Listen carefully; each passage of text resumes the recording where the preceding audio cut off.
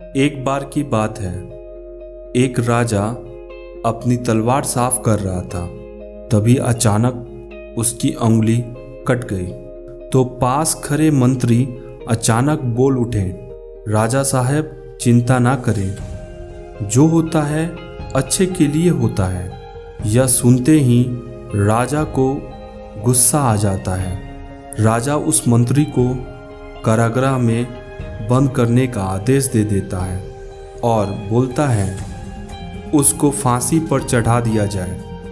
यह सुनकर मंत्री घबरा गया। उसने राजा से निवेदन किया, महाराज, मैंने आपके यहाँ इतने वर्ष तक काम किया है, क्या आप मेरे अंतिम इच्छा पूरी नहीं करेंगे? राजा बोला, ठीक है, बताओ क्या है तुम्हारी अंतिम इच्छा? कृपया मुझे 10 दिन का समय दीजिए, उसके बाद आप मुझे जो चाहें वो सज़ा दे सकते हैं। राजा ने उसकी अंतिम इच्छा मान ली। राजा दूसरे दिन अपने सैनिकों के साथ जंगल में शिकार पर निकला। जंगल के बीच में राजा अपने सैनिकों से बिछड़ गया और रास्ता भटक गया। रास्ता ढूंढते हुए राजा वनवासियों के बीच पहुंच गया, जो बलि देने के लिए किसी को ढूंढ रहे थे। वनवासियों ने राजा को पकड़ लिया और वन की देवी को बलि देने के लिए ले गए। बलि देने की सारी तैयारियां पूरी हो गई। जैसे ही राजा को बलि देने के स्थान पर ले जाया गया, वहां खड़े बुजुर्ग की नज़र उस कटे उंगली पर पड़ी। उसने आवाज़ लगाई, यह तो कटी हुई उंगली है, इसकी बलि नहीं दी जा सकती। तो वनवासियों ने राजा को छोड़ दिया। राजा जैसे तैसे वहां से निकला और अपने राज्य पहुंचा। सबसे पहले कारागृह में अपने मंत्री से मिला। राजा ने मंत्री से कहा, आपने सही कहा था, अगर मेरी उंगली नहीं कटी होती तो मैं जिंदा नहीं होता।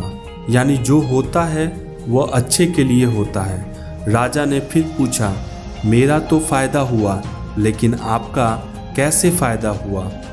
मैंने तो आपको सज़ा दी। मंत्री बोला, मैं आपके साथ शिकार पर हमेशा रहता हूँ, उस दिन भी रहता, लेकिन मेरी उंगली नहीं कटी होने के कारण मेरी बलि चढ़ जाती, इसलिए मेरे साथ भी जो हुआ अच्छा हुआ। राजा प्रसन्न हुआ, लेकिन छोटी सी बात पर मंत्री को सजा देने का दुख भी हुआ। इसलिए राजा ने मंत्री को कारागृह से निकालकर फिर से अपने साथ रख लिया। दोस्तों, अपने जीवन में भी बहुत से उतार चढ़ाव आते रहते हैं। कभी कभी कुछ चीज़ें मन मुताबिक नहीं होते हैं। इस कारण से कभी निराश नहीं होना चाहिए। हमेशा याद रखें, जो होता है अच्छे के लिए होता है। भले ही कुछ अच्छा हो या ना हो, लेकिन उस परिस्थिति के प्रति सकारात्मक नज़रिया रखने से उसका प्रभाव भी कम हो जाता है।